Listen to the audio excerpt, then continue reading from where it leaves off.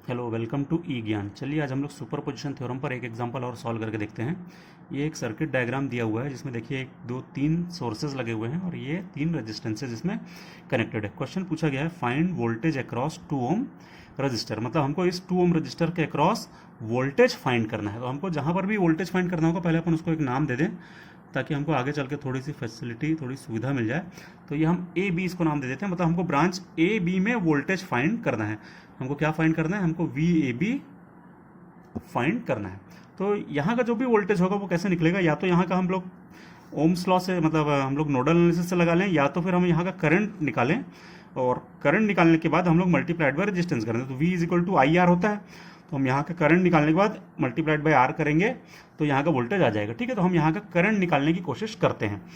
तो हमको यूज़ क्या करना है? हमको करना है सुपर पोजिशन थ्योरम अप्लाई करना है। ठीक है, सुपर पोजिशन थ्योरम में क्या होता है? तो सुपर पोजिशन थ्योरम हम जानते हैं कि हमारे पास जितने सोर्सेज होते हैं उतने बार हमको रिजल्ट निकालना पड़ता है और लास्ट में फिर सारे रिजल्ट्स को अलजेब्रिक सम कर देते हैं। मतलब कि हमको यदि वी ए बी निकालना है, मतलब वोल्टेज निकालना है, तो हम सबसे पहले इस सोर्स के कारण इंडिविजुअली वोल्टेज निकालेंगे। ठीक है, तो हम क्या निकालेंगे?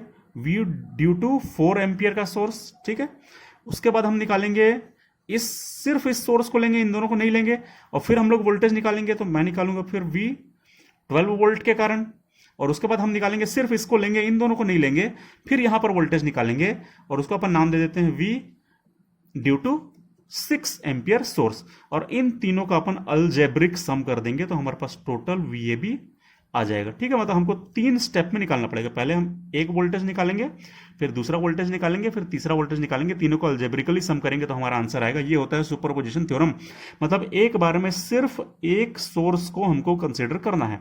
चलिए तो हम स्टार्ट करते हैं। सबसे पहले अपन ले लेते हैं इस सोर्स को।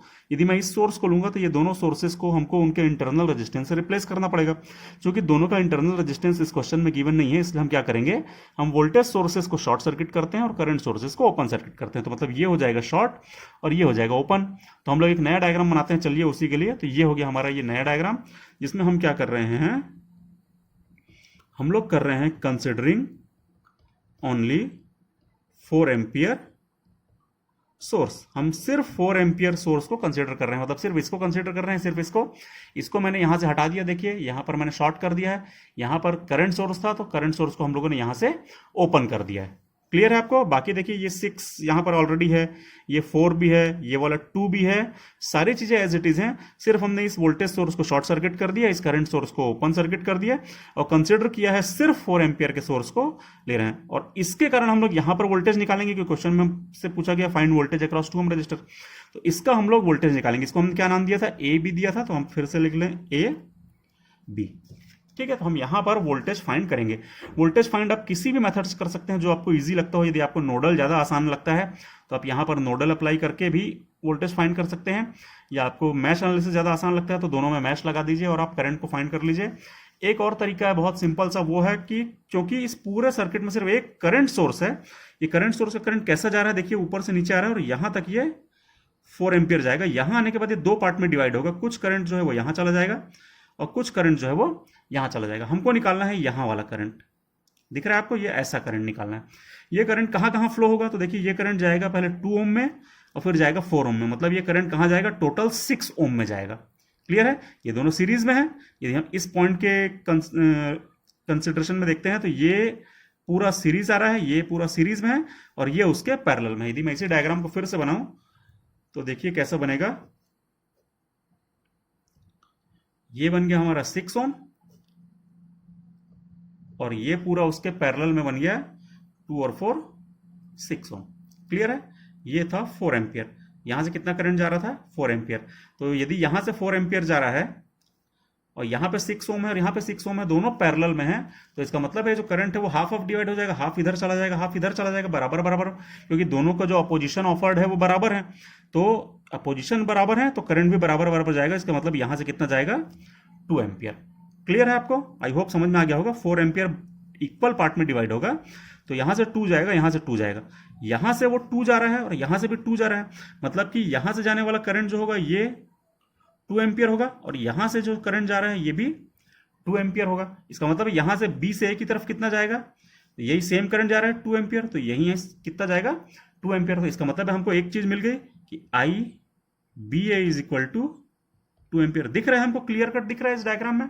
यदि ये 2 था तो मतलब ये भी 2 है, इसका मतलब है ये भी 2 है, मतलब बी से ए की तरफ जाने वाला करंट कितना है, 2 एम्पियर। तो इसका वोल्टेज कितना होगा, क्योंकि हमसे पूछा तो क्या है वोल्टेज, तो हमको निकालना है वी बी ए। कितना हो जाएगा 2 इंटू 2, मतलब V is equal to I R. I R तो कितना हो जाएगा 4 वोल्ट। क्लियर है आपको। बी से ए की तरफ करंट जा रहा है 2 एम्पियर, इसका रेजिस्टेंस है 2 ओम, तो V is equal to I R, ohm's law लगाएंगे तो 2 इंटू 2 आ जाएगा 4, तो ये आ गया हमारा 4। कौन सा वोल्टेज आया, बी से ए की तरफ, तो इसका मतलब है वी ए बी कितना होगा, तो ए से बी का वोल्टेज हो जाएगा -4 वोल्ट। ठीक है। यदि यहां से यहां का वोल्टेज 4 है तो यहां से यहां का वोल्टेज जस्ट उसका उल्टा होगा -4 वोल्ट। एक आंसर आ गया हमारा -4 वोल्ट। ठीक है। वी ए बी डैश हम लिख लेते हैं इसको, क्योंकि ये डायग्राम इस डायग्राम से अलग है तो इसका रिजल्ट भी उससे अलग होगा। तो ये हो गया हमारा V A B dash is equal to -4। चलिए अब हम क्या करते हैं, हमको सिर्फ इस सोर्स को लेने के कारण हमको यहां पर वोल्टेज पता चल गया। सुपरपोजिशन थ्योरम में हम क्या करते हैं, उसके बाद हम कोई दूसरा सोर्स लेते हैं और बचे हुए सोर्सेस को ऑफ करते हैं। तो मान लेते हैं हम इस सोर्स को कंसीडर कर रहे हैं और इन दोनों को हम स्विच ऑफ कर देते हैं या उसके इंटरनल रेजिस्टेंस से रिप्लेस कर देते हैं। इंटरनल रेजिस्टेंस नहीं दिया है तो करंट सोर्सेस को हम क्या करते हैं, करंट सोर्सेस को हम ओपन कर देते हैं। तो मैं क्या करूंगा, मैं सिर्फ इसको कंसीडर करूंगा और इन दोनों को ओपन करूंगा। तो मेरे को नया डायग्राम बनाना पड़ेगा और नया डायग्राम हम बना रहे हैं। तो ये हमारा नया डायग्राम बन गया। देखिए एक बार इसको कंपेयर कीजिए तो देखिए ये इसको हमको ओपन करना है, तो यहां पर हमने उसको ओपन कर दिया, नहीं बनाया है। ये 6 ओम है तो ये 6 ओम हो गया, ये 12 और 4 है तो ये 12 और 4 है। ये वाला वोल्टेज कितना हो जाएगा, ये 12 वोल्ट, ये 12, ये 4 ओम, ये 4 ओम। यहां पर एक करंट सोर्स था तो उस करंट सोर्स को हमने यहां पे ओपन कर दिया। ये 2 ओम, ये 2 ओम। ठीक है। हमारा मेन एम है वोल्टेज अक्रॉस 2 ओम फाइंड करना, तो ये हमारा वो 2 ओम है और इसको हमने नाम दिया था ए बी, इसको भी हम नाम दे देते हैं ए बी। मतलब हमको क्या करना है, हमको वोल्टेज फाइंड करना है ए से बी की तरफ। क्लियर है आपको, ए से बी का हमको वोल्टेज फाइंड करना है। ठीक है। चलिए तो ये डायग्राम से ये डायग्राम कैसे बनेगा आपको समझ में आ गया होगा। हमने सिर्फ इसको लिया है, बाकी सारे सोर्सेस को ऑफ कर दिया है, बाकी डायग्राम को एज इट इज बनाया है। तो हमको यहां पे लिखना पड़ेगा कंसीडरिंग ओनली 12 वोल्ट सोर्स। हमने सिर्फ 12 वोल्ट सोर्स को लिया है तो ये डायग्राम बना। ठीक है। इस डायग्राम के कारण अब हम लोग यहां पर निकालेंगे वोल्टेज। कैसे निकलेगा, बहुत सिंपल है। देखिए ये तो एक सिंपल एक लूप बन गया, एक सिंगल लूप, उसमें एक वोल्टेज सोर्स बस है और 3 रेजिस्टेंसेज हैं। तो टोटल रेजिस्टेंस कितना हो जाएगा, तो हो जाएगा 4 + 2 6 + 6 12। तो 4 + 2 + 6 + 6 इज इक्वल टू 12 ओम का टोटल रेजिस्टेंस होगा यहाँ पे। ठीक है। तो टोटल करंट कितना होगा, करंट हो जाएगा voltage divided by resistance, V by R। Voltage कितना है 12 वोल्ट, कर दीजिए 12, डिवाइडेड बाय रेजिस्टेंस कितना आया हमारा, आया 12, फिर कर दीजिए 12। ठीक है। तो करंट कितना आ जाएगा, I इज इक्वल टू हो जाएगा 1 एम्पियर। कहां से कहां जाएगा ये करंट, देखिए तो प्लस से बाहर निकलेगा, इस साइड प्लस है तो यहां से बाहर निकलेगा करंट, यहां से ऐसे आएगा और उसके बाद ऐसे आएगा करंट। तो यहां से यहां कितना करंट आएगा, तो वो आ जाएगा जो हमने निकाला है 1 एम्पियर। तो यहां से यहां की तरफ आने वाला करंट हो गया 1 एम्पियर। कहां से कहां आ रहा है, ए से बी की तरफ। तो हमको यहां लिखना पड़ेगा ए टू बी। ठीक है। तो यहां का वोल्टेज कितना होगा, यदि मैं निकालूं वी ए बी, ए से बी की तरफ का वोल्टेज, क्योंकि करंट जो है वो हमेशा हायर पोटेंशियल से लोअर पोटेंशियल की तरफ फ्लो होता है, मतलब ए का वोल्टेज ज्यादा होगा, बी का वोल्टेज कम होगा, इसलिए हम लोग लिख रहे हैं we A B.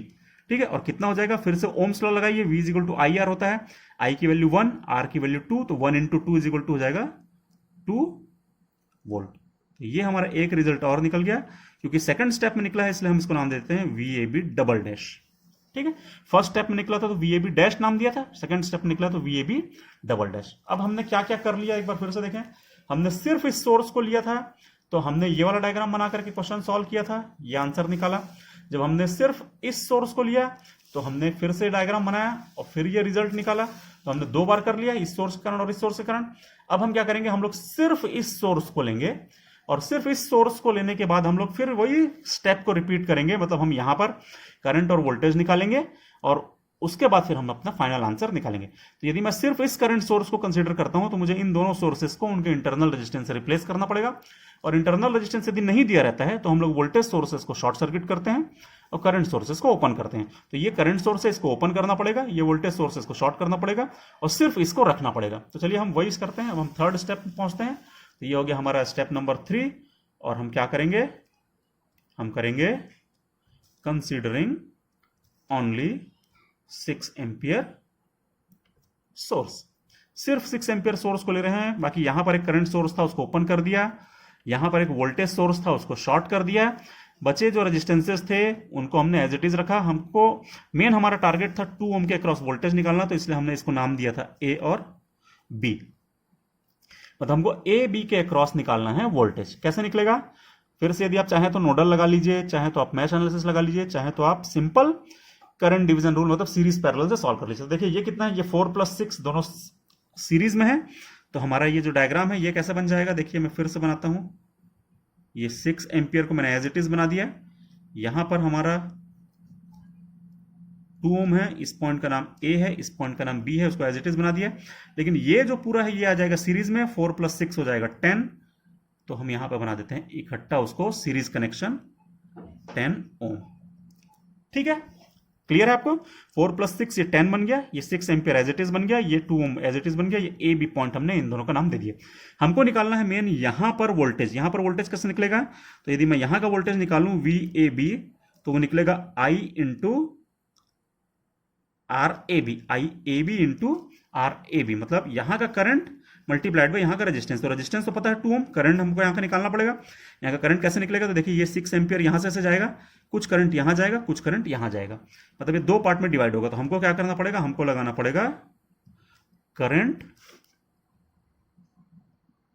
Division rule, हमको अप्लाई करना पड़ेगा।